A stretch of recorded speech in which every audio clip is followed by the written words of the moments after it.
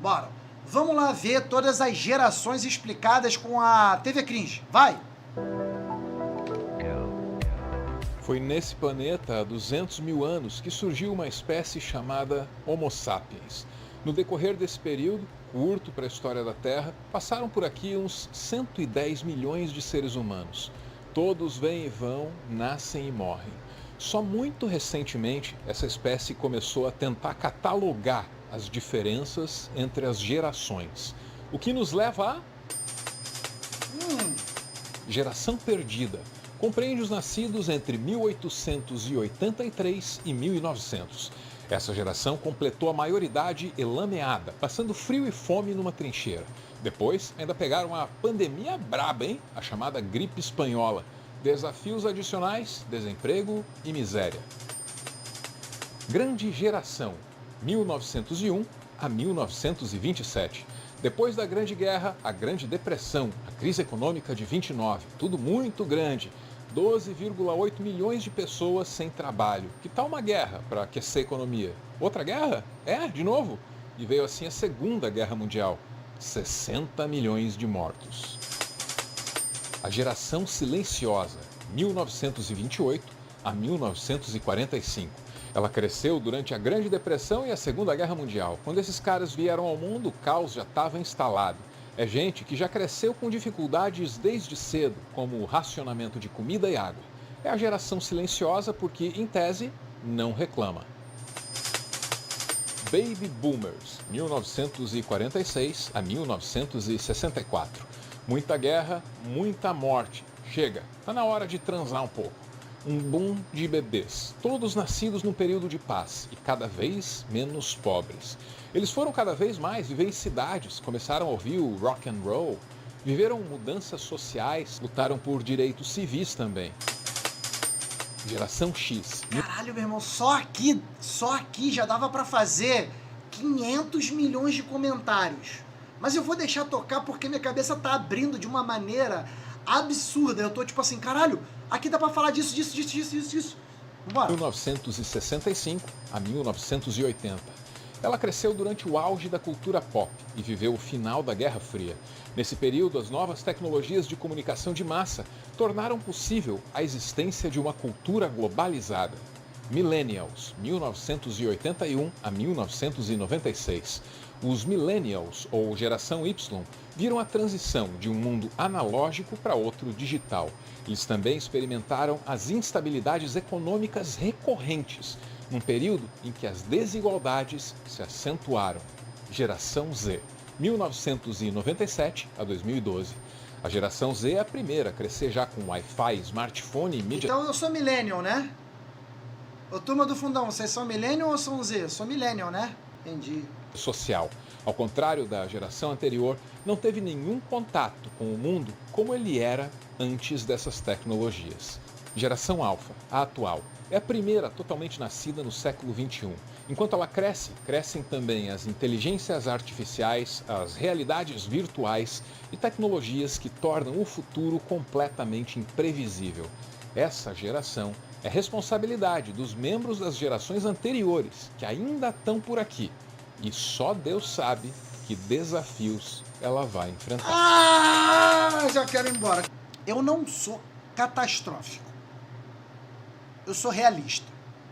Eu olho para a realidade de uma maneira crítica, de uma maneira analítica e falo: tamo rumando pra merda. Tamo rumando pra merda, certo? Pensa no seu amigo que tem criança, na sua amiga que tem criança, tem filho, filha. Pergunta quanto tempo eles usam ou deixam de usar a rede social. Elysium? Não, isso é coisa de cientologia. O que eu tô pensando não é isso não, cara. Eu tô pensando numa parada assim, Igor. Hoje, mais cedo, eu vi um corte que eu tava pensando em passar pra vocês, mas aí eu fiquei, não vale a pena. Que é a criança investidora. A criança que tem 16 anos, que acha que é investidor, larga a escola, larga o ensino fundamental, compra o curso do Pablo Marçal e acha que aos 25 anos vai fazer o primeiro milhão. Tudo porque ela viu um corte na internet. A gente cresceu com a televisão dizendo o que era verdade. A geração Z cresceu com a internet dizendo o que é verdade. Não existe uma geração crítica É isso que eu tô tipo assim, caralho. Cadê a geração crítica, mano? Mas vamos mais.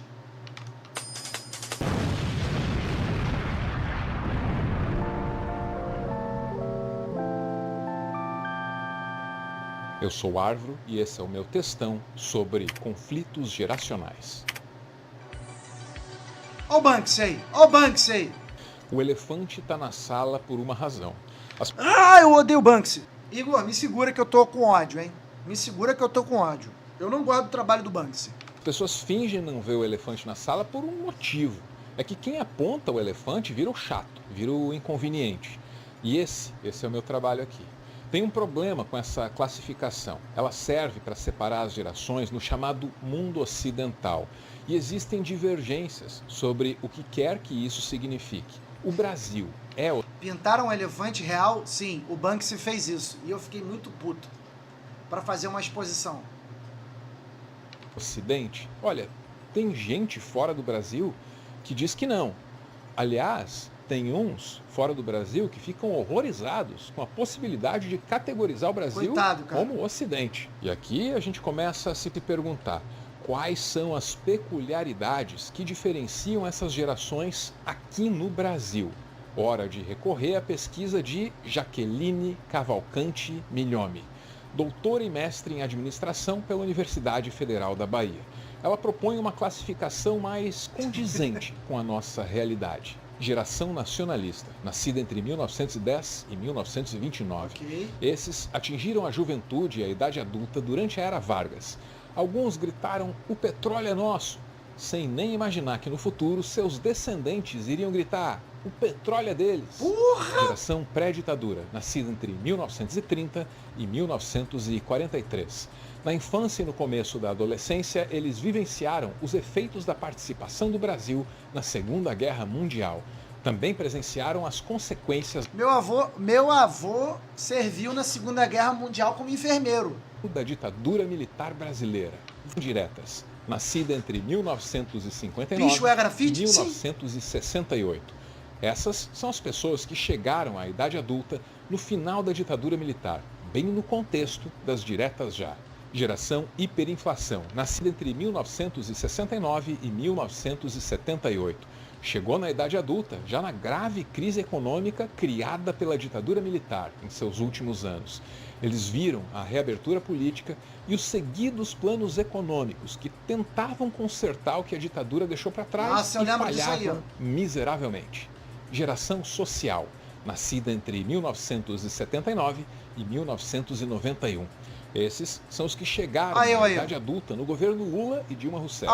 Eles chegaram à vida adulta num período de estabilidade e crescimento econômico e otimismo com o Brasil. Geração 4.0. Cara, a nossa geração pegou o bônus do capitalismo. A nossa geração viajou, a nossa geração fez faculdade, a nossa geração... Puta, que análise boa! Que análise boa! Vamos lá.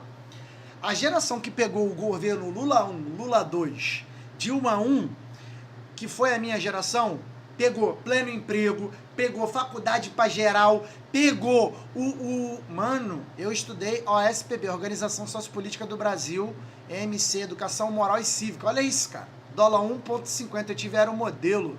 Eu paguei um Lula durante a minha alfabetização. Eu já sou 4.0, entrei na faculdade bem na época da Lava Jato.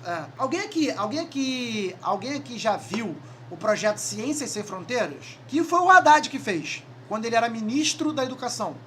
No Lula 1 e no Lula 2 ele fez o Ciências Sem Fronteiras.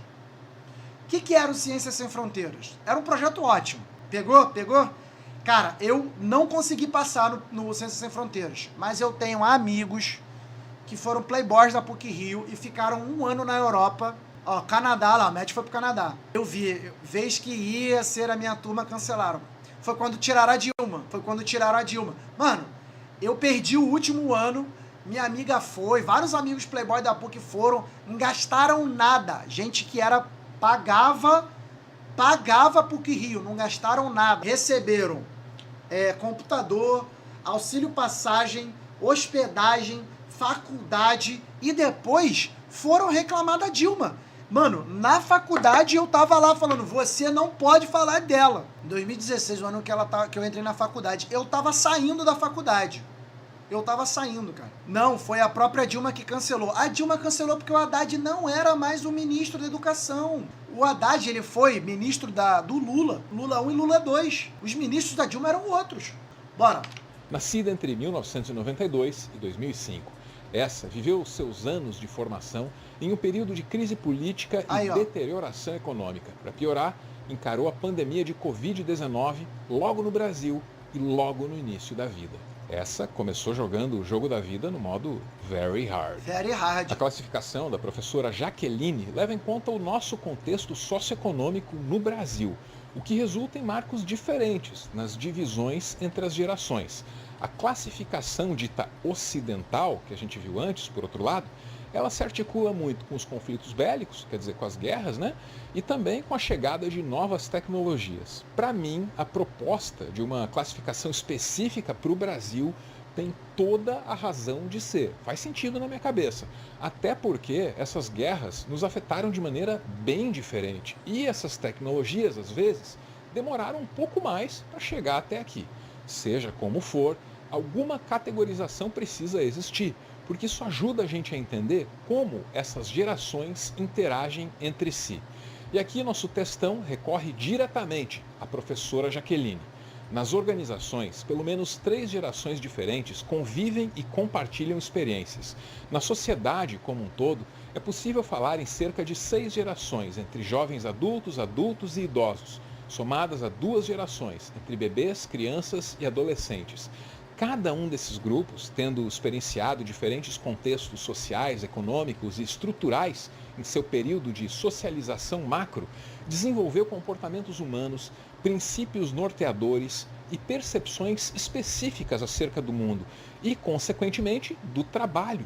São eles que vão direcionar seus comportamentos, atitudes, objetivos, lugar que o trabalho ocupa na vida do indivíduo e como esse se relaciona com o trabalho. O texto da professora fala muito em trabalho, né? É justo, porque a gente está aqui no campo da administração. Acontece que as diferenças geracionais, elas não se limitam a quem faz o quê dentro de qual firma. Gerações diferentes têm formações diferentes e ideias pra você, diferentes. Cara. O que a vida e a morte significam para mim não é o que a vida e a morte significam para quem cresceu no meio de uma pandemia no Brasil, onde o vírus foi liberado e... Lembre-se, nesse fim de semana siga 2 regras. Não gere um CPF e não cancele um CPF. Eu diria até outras regras também, mas tudo bem. Tá boa essas, né? Teve respeitado o seu direito aí de ir e vir. Fique em casa que a economia te vê depois. E separa os fracos. Mas de volta a Jaqueline, para saber o que ela tem a nos dizer sobre a geração 4.0, que é a mais nova, e a pandemia. Ela escreve: esse cenário incomum para a população causou mudança geral em termos de perspectiva de vida e morte, situação econômica, relações interpessoais, relação consigo mesmo, posicionamento em relação a trabalho, a carreira, a família, a saúde e a todas as esferas que cercam o indivíduo. Sempre bom lembrar que essa nova geração, que tem transformado a sua perspectiva sobre a vida e a morte, é responsabilidade nossa. Mas agora que você já conhece 2 sistemas distintos para separar as gerações, está na hora da gente entender um pouco melhor como essas gerações interagem e, principalmente, por que muitas vezes elas se odeiam. Conflitos geracionais, na sequência. Existem várias razões para falar sobre conflitos geracionais. O conceito de conflito geracional é muito útil na hora de discutir quem é mais preguiçoso que quem, ou então quem é mais avoado, mais distraído. E nós, que somos nascidos nos anos 80, 90, nós foi criado com TV aberta. Então faz plim, plim, a gente fica na frente da TV. Hipnotizado. Foda-se que eu já vi o filme. O quanto eu já ouvi de amigos e amigas falando assim: às vezes ligo na Globo só pra fingir que tem mais uma pessoa em casa. A Globo é minha amiga. E eu fico assim: que isso, cara? Se a Globo é tua amiga? Aí depois eu fui parar pra pensar que eu faço isso com o YouTube. Mas eu moro sozinho também, né, cara? Você é igual o Padilha, cara. Ele é seu primo? Aí, começou. Voltou agora, hipnotizado. E essa criança estava comigo assistindo filme De boinha, assim, 6, 7 anos assistindo, assim, bem bonitinho. Nós vendo o filme de Jack Chan, aí foi pro comercial, deu 10 segundos, essa criança olhou pra mim e falou, pula. Aí eu fiz. Ela falou, você é idiota? Eu falei, o quê? Caralho, você... Ela falou, pula pro filme. Eu falei, como assim? Ela falou, passa a propaganda.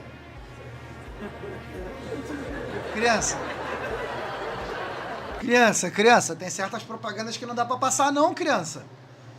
Tu imagina só, você não gosta de grafite, criança, e o outdoor? Fiquei pensando, será que dava? Não tinha tanto botão no controle que a gente usava só o volume e canal. Será que tinha algum que passava pro filme?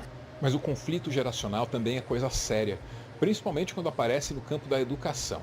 Em todos os momentos que eu mencionei a geração que está em formação agora, Alpha ou 4.0, em todos os momentos eu ressaltei a responsabilidade de quem veio antes e está aqui. Essa responsabilidade tem nome, se chama educação. Novidade para as famílias e também para as escolas. O uso da tecnologia aqui dentro, que já faz parte da vida deles, isso é indiscutível. Mas como utilizar essa ferramenta para uma nova geração que traz consigo outras necessidades, uma nova linguagem e um novo desafio? A tecnologia como linguagem deve ser mais um instrumento, mais uma linguagem para a construção desses novos conhecimentos. No computador é mais rápido de você entender e você não precisa ficar copiando. E no quadro você precisa ficar mó tempo e você não precisa ficar copiando. E no quadro você precisa ficar mó tempo escrevendo e sua mão começa a cansar. Se é um textão, sua mão morre. A tecnologia sempre... Que criança é essa, gente? Se é um textão, a tua mão morre. Gente, não é não? Entra na conversa, né? Não é o Jones, não? Quando você não tem nada pra fazer, você faz o quê? Vai na internet e vê o que tem pra fazer. E depois que eles pegam as telas, também acabou o papo, viu? Não tem mais entrevista. É a chamada geração Alpha, formada pelas crianças nascidas a partir de 2010, ano em que surgiram os tablets. Normalmente, preocupante, as gerações trocavam, vamos dizer assim, mudavam a cada 30 anos. Tinha essa ideia que era o tempo para que o filho se tornasse uma pessoa que pudesse gerar um filho. Então era em torno de 30 anos. Hoje você olha, são 15, 10. Então, quer dizer, a velocidade com que a mudança de comportamento acontece é muito maior. E eu diria que a tecnologia é esse eixo que faz com que esse tempo e essa velocidade se acelerem. Eixo E é do aqui mal. que entra o maior fator de incerteza para todos os interessados no futuro da geração Alpha ou 4.0. A gente diz que essa é a geração que já nasceu e cresceu imersa em tecnologia digital. O que a gente não pode esquecer é que essa tecnologia não está dada, não, ela está evoluindo, ela também está se transformando junto com as pessoas. E essa evolução tecnológica torna imprevisíveis os desafios que essa geração vai encontrar no futuro. Eu considero, pessoalmente, pela minha experiência empírica, observando as crianças, que essas crianças têm uma abertura muito maior para aquilo que é novo. Até porque a tecnologia não para de trazer coisas novas. Inclusive, quem é mais velho tem a dificuldade de acompanhar esse novo ritmo. Vai ser uma geração bastante inovadora quando ficar adulta, porque vai nascer a partir das experiências, os negócios vão crescer e esse... Olha, eu tenho minhas dúvidas se vai ser uma inovadora. Eu não tô vendo muito a galera sendo criativa, não. Eu tô vendo muito cópia do cópia do cópia. Vocês estão percebendo isso? A galera... Porque assim, por que eu falo isso? Eu, como uma pessoa criativa, eu sou uma pessoa criativa, eu consigo criar coisas, consigo observar dentro do design e dentro dos jovens fazendo arte, coisa e tal, que não tá rolando muita criatividade, não. Tá rolando muita facilidade, como IA e muitas outras coisas. Tipo, o IA ajuda o cara... Mano, grid. Grid era uma parada que tu tinha que estudar pra caralho pra fazer. Hoje em dia você tem um aplicativo que te bota o grid na parede e tu faz. E eu tô vendo muita gente fazendo isso. Dentro do grafite. Dentro da arte. A ponto de virar mecânico o trabalho. Percebe? Não é um trabalho orgânico. Não é um trabalho que o cara... Porra, ele teve que estudar o espaço. Não, não é mais assim. E é interessante, por outro lado. É interessante porque a qualidade técnica muda. Mas aí você deixa um pouco do pedestal de uma arte intocável de lado para colocar uma reprodutividade seguida de arte. Exemplo, Romero Brito. Momento, essa fase do mundo de inserções tecnológicas muito intensas de um lado e mudanças na sociedade bastante presentes no outro, esses dois grandes eixos vão pressionar para que o mercado e as pessoas reajam diante de demandas que vão mudar constantemente. Então essa é uma geração que vai crescer atendendo demandas que são mais flexíveis, são ainda mais fluidas do que a geração anterior. A gente sempre critica muito a maneira como uma criança usa a internet, né? Mas será que os adultos estão se saindo muito melhor? Não. Será que a gente está sendo mais responsável, mais Não. maduro que essas Não. crianças? Não. Talvez não. Já ouviu falar em sharenting? Palavra nova, hein? Mistura de parenting, que significa ser pai, ser mãe, e sharing, compartilhar. Esse conceito define a prática de expor os próprios filhos na internet sem saber exatamente das consequências. Aqui no YouTube, o intermediador resumiu bem. Cole Elise, por exemplo, não estava tendo um bom resultado de visualizações em sua conta do TikTok até começar a postar sobre seus filhos. Mas imediatamente ela se arrependeu quando fez um vídeo mostrando as duas garotas em um clipe. Ela recebeu comentários falando mal da aparência de uma das filhas delas e comparações.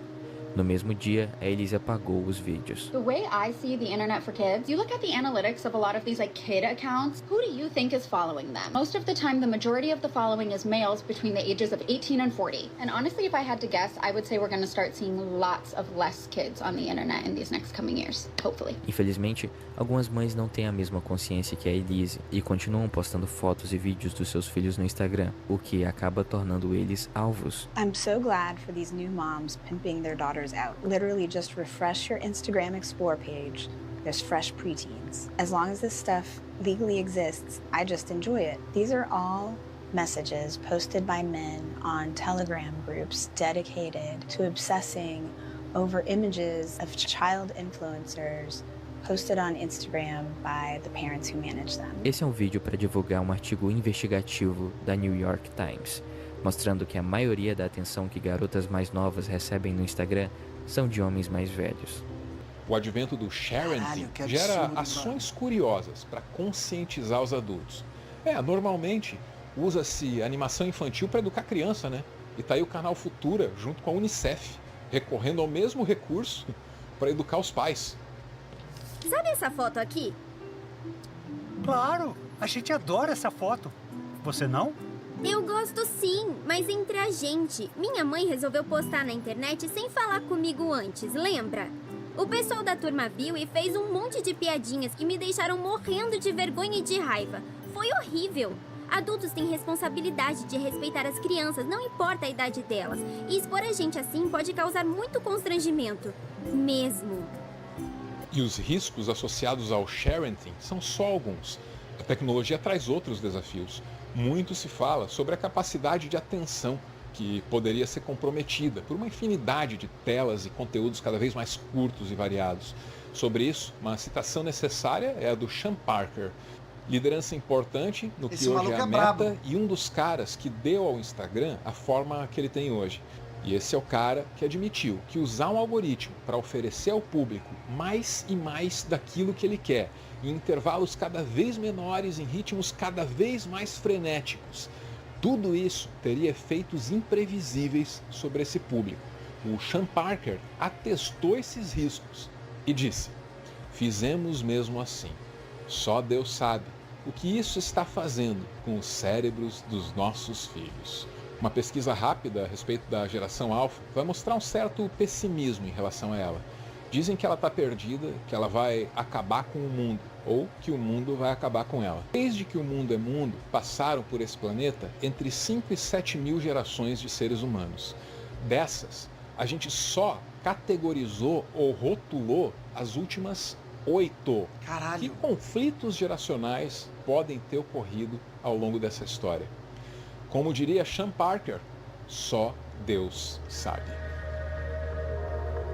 Nossa, que vídeo bom, hein? Puta. Muito obrigado por ver esse vídeo até o final. Ou quase. A gente vai encerrar com uma citação de autoria duvidosa. Vai. As crianças agora amam o luxo, têm maus modos, desprezo pela autoridade, mostram desrespeito pelos mais velhos e preferem conversar em vez de estudar. Levarão o mundo à ruína. Assim teria dito Sócrates, há 2.400 anos. Caralho. Teria dito. Ou não. É duvidoso, mas traz uma certeza. A história se repete e os conflitos geracionais também. Agora sim, né? Se você viu até aqui, aceite o meu agradecimento. Muito bom, muito Se bom. você gostou, aceite o meu convite. youtube.com/arvro. Esse é o endereço dos meus textões. O Meteoro é pro noticiário. Tenta me achar, eu vou estar lá te esperando. Muito bom. Valeu! Gostaram? Gostaram? Porra, aprendi bastante coisa.